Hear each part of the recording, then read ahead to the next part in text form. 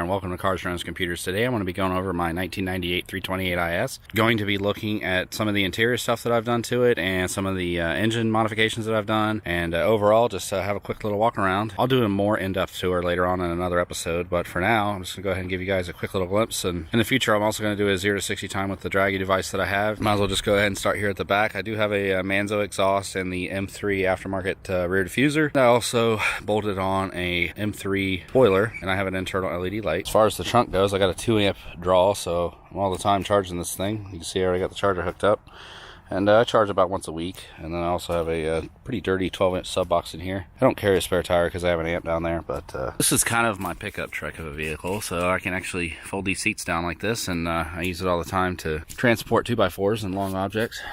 There we go. So it came with a factory with dove gray interior. Now in the front here I have some manual sport seats and a really nasty rip in this thing that I need to fix, but it's a little bit firmer than the factory version. It did have the dove gray heated leather seats, but these are pretty good. They're really supportive. They're good for spirited driving, but they're not the most comfortable thing. Still have the light gray and dark gray door cards that rattle and squeak and make all the E36 noises just like you'd expect them to. So here, this was a junkyard find. So I think I spent $40 on this steering wheel.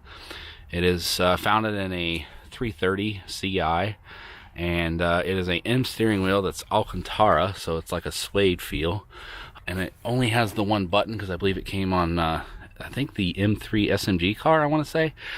So there's no volume control or anything like that. It's pretty simple. This is just carbon wrap here, and I did that over it because the other paint had a whole bunch of chips and stuff, so that looks a little bit better, but I like the carbon wrap. For the dash, I went ahead and did the chrome trim rings and did the red Sharpie on the needles to make them stand out a little bit more. Over here, I got just a Sony head unit. I did carbon wrap around the HVAC control, the OBC, and even down here around the shift plate. The seat's in quite a bit better condition. I also carbon wrapped that little spot above the glove box, and of course it has the typical E36 glove box sag. Nothing new here. I do have a crack in the windshield, which that happened during the engine rebuild. When I went to remount the hood on it, slipped and hit the windshield, so at some point I need to get that replaced.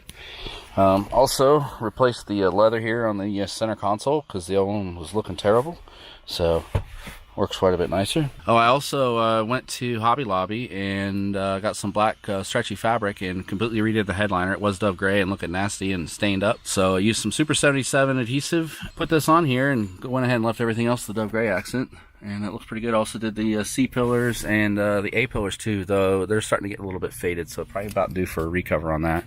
Florida sun's pretty hard on all this stuff. Let me go ahead and start this up for you. I'm starting to get a little bit of sun glare here in the lens. It's getting a little late.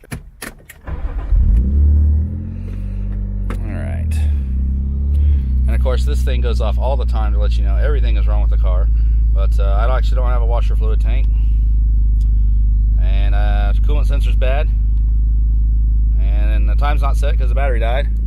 I unplugged the transmission computer, but it still shows the light, so I need to remove that bulb.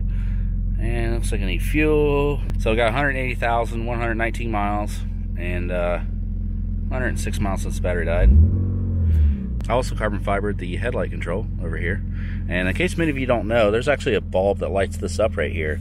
A lot of E36s, this bulb burns out prematurely and then you can't see it, so doing that, just little simple things. My little dimmer switch down there is still working fine. Some people have had those melting and catching fire and all kinds of stuff. Looking good so far.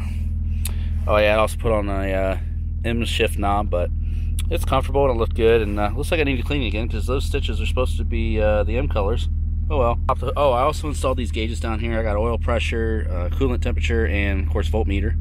And looks like I need to get a cover or something to patch this hole. I used to have a switch there to run the rear amps, and so that way I didn't have to run the entire audio system. Go ahead and shut this off and pop the hood real quick. I did have to replace the cable in this, which the cable for this hood latch goes through the inner fender. Of course, doing the 5-speed swap, I had to change the drive shaft. I had to add the clutch pedal assembly in there, and ooh, that is a nasty badge. I need to change that badge too. Those are pretty cheap.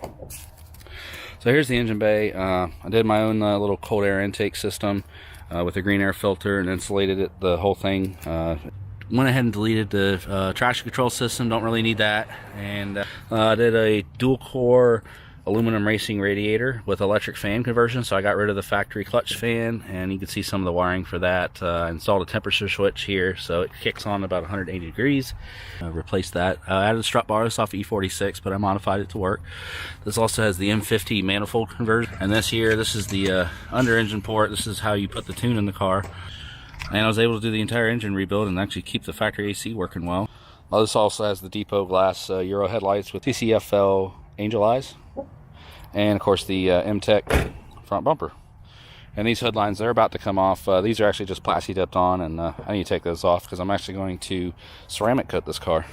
That'll be coming in an upcoming video. And I also need to do the Mercedes over there in the garage. So this has a 330 Ci E46 big brake kit up front with drilled and slotted rotors all the way around. So I have to fit 17-inch or bigger. That's why I didn't actually put the black rims on the front, because they wouldn't fit. So I need to get some new tires, and then I'll have a spare set for, you know, shenanigans. This has a eBay Manzo stainless steel exhaust, which I believe is a knockoff of a Super Sprint. In an upcoming video, maybe I'll do a cold start for you guys, if y'all are interested. But that's pretty much a quick little walk around and overview. So thank you all for watching this episode, and y'all have a great day. Oh yeah, and please don't forget to subscribe and like this video if you enjoyed it, and subscribe if you want to see more content in the future. 3 outros later, and bye for now.